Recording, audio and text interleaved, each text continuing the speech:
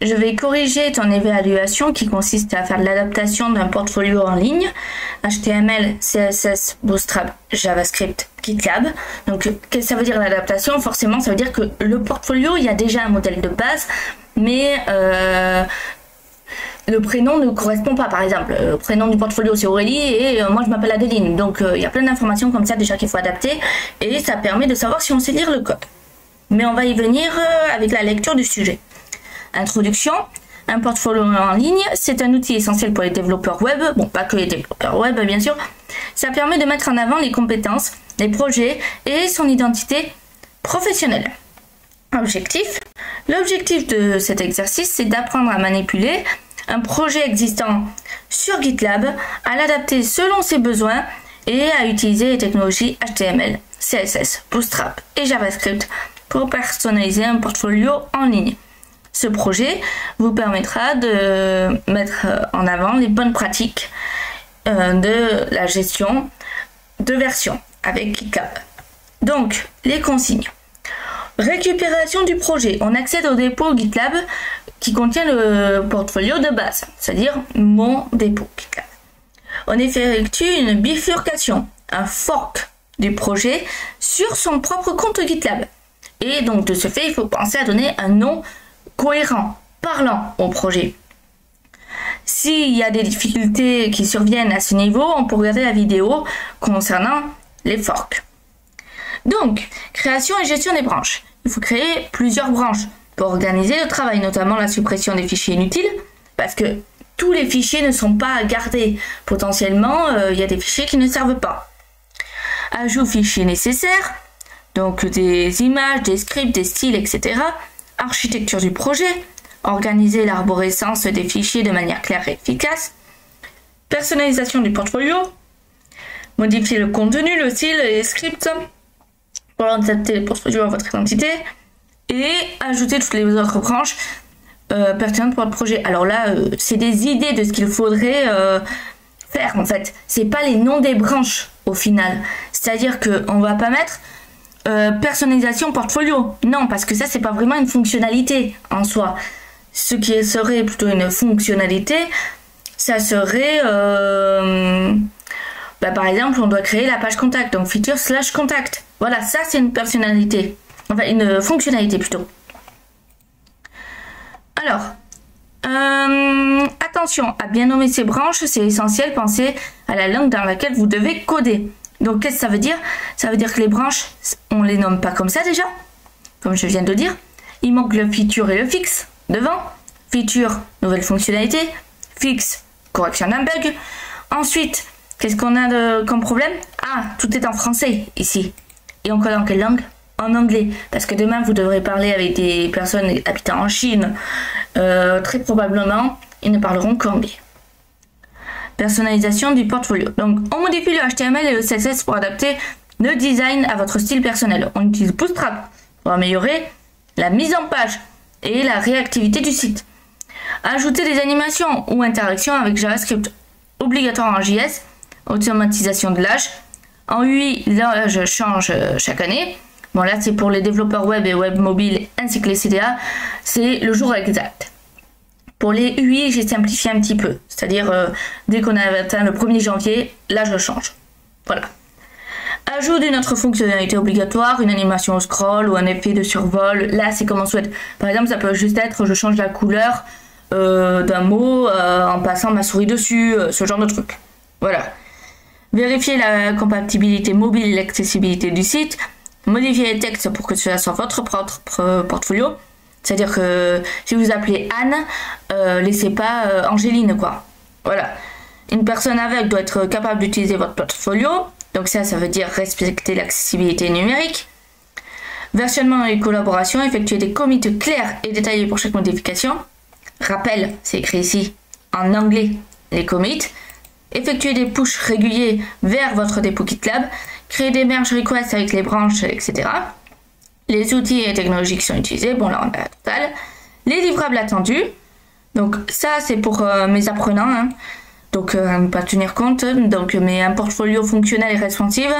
Un dépôt GitLab qui est bien structuré avec une bonne gestion des branches. Pas de format zip. Je ne corrige pas les formats zip, moi. quand on me livre informatique. Je veux un projet sur GitLab.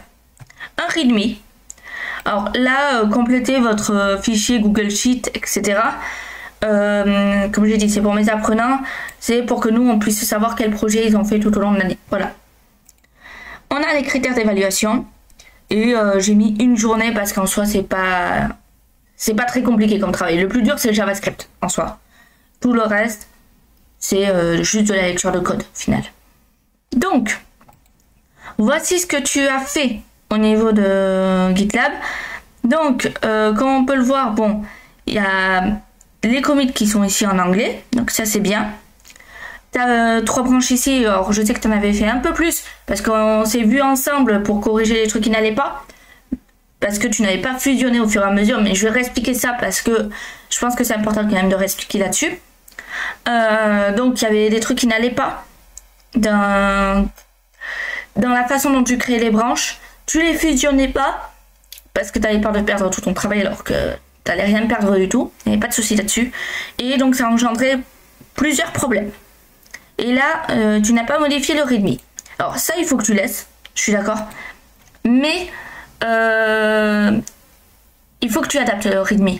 Que tu expliques. Est-ce qu'il y a des technologies installées, l'architecture, que sais-je. Voilà. Donc tu as plein de petits trucs qu'il fallait faire. On va passer donc directement ici. Donc, ce que je t'avais expliqué. Toi, tu as bien créé ta branche main sur ton PC. Alors, je vais mettre un P pour dire que c'est le PC. Voilà, PC. Et donc, tu as créé ton projet en ligne sur GitLab. Jusque-là, c'est très bien. Il n'y a aucun problème. Le souci survient après. Donc, ici, tu crées ta première branche. OK. Tu l'envoies en ligne, comme ceci. Très bien. Donc, GitLab la réceptionne, comme ceci. Et là, au lieu de faire ceci, là, te renvoyer comme ça, toi, tu ne fais rien. Voilà, tu laisses comme ça, en fait. Ensuite, ce que tu fais, je prends une autre couleur pour différencier vraiment. Donc, au lieu de retourner sur main, donc enfin, après avoir fusionné et d'avoir renvoyé, ce qu'il faudrait faire, je vais montrer ce qu'il faut faire normalement. Ça sera plus simple. On fait ça, on renvoie là-dessus, ici, et là on recrée une nouvelle branche. Voilà ce qu'il faut faire en théorie. Alors, bien sûr, il y aurait d'autres branches vraiment, mais comme je vous simplifie le travail en vous disant ne faites que feature, fix et main, je ne vous parle pas de develop, de product, etc. Voilà. Donc là, on a nos branches main et là, on a nos features, nos fix, etc. Donc, feature slash, par exemple, contact. Là, je ne vais pas tout écrire. Mais l'idée est là.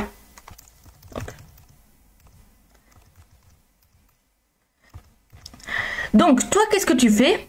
Une fois que tu as fini de faire ça, au lieu de repartir sur main, donc déjà de fusionner, de renvoyer sur main et de recréer, tu repars d'ici et tu recrées une autre branche, comme ceci.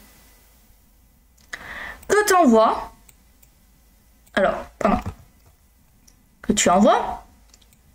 Donc là, ça te crée une branche ici. Et tu la refusionnes jamais. Et tu continues comme ça en fait. Donc là, tu envoies. Hop. Alors, c'est pas les mêmes, donc je vais peut-être changer de couleur pour éviter de prêter à confusion. Ben, je pense que tu as compris l'idée, hein, mais... Hop. On va prendre cette couleur, c'est très bien.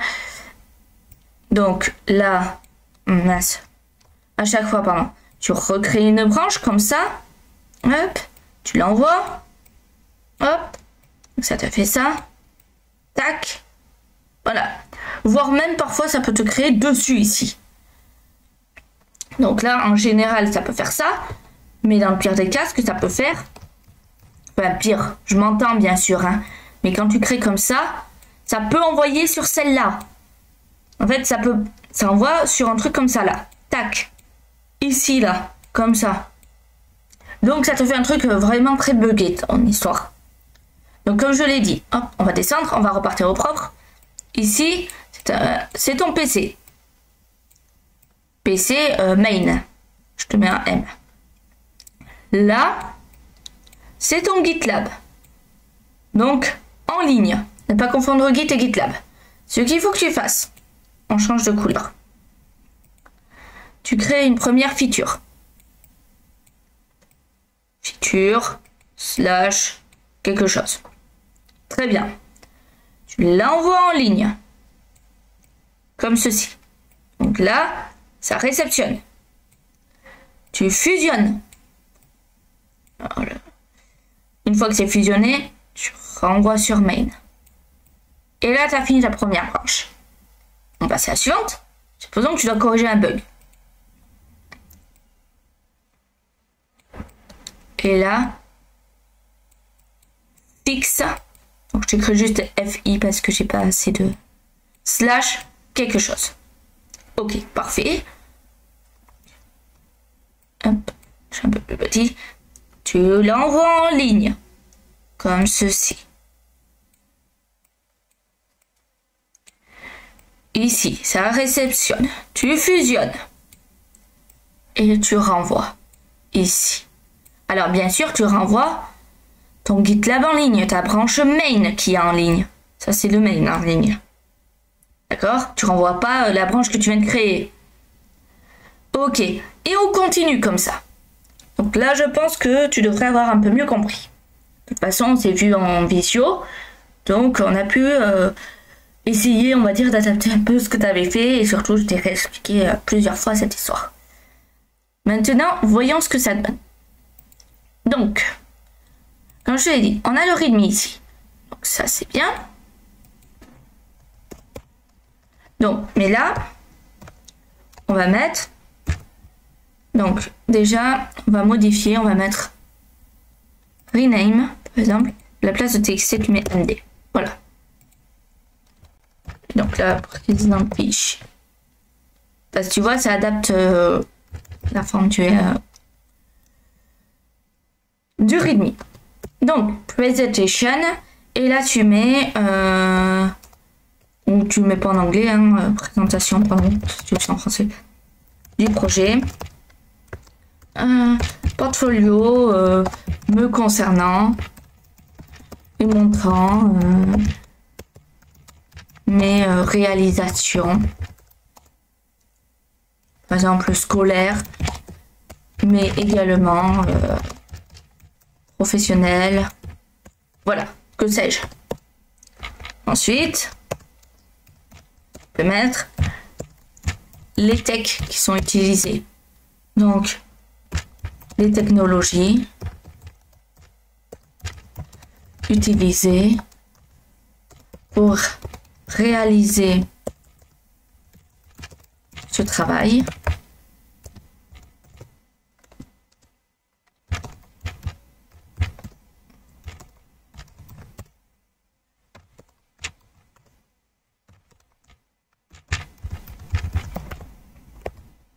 Bootstrap, voilà, par exemple. Ensuite, architecture. Donc là, on va mettre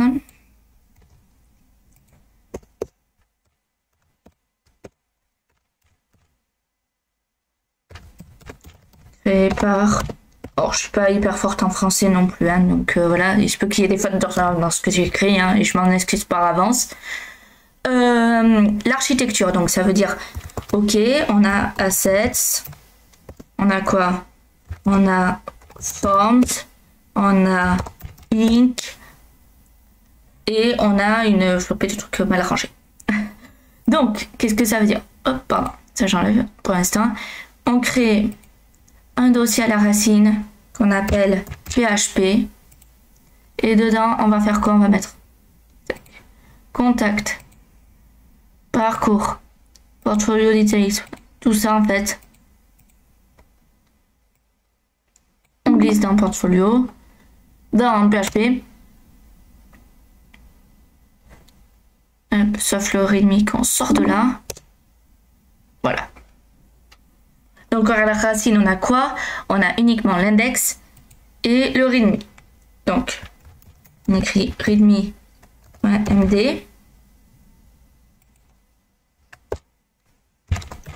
index.php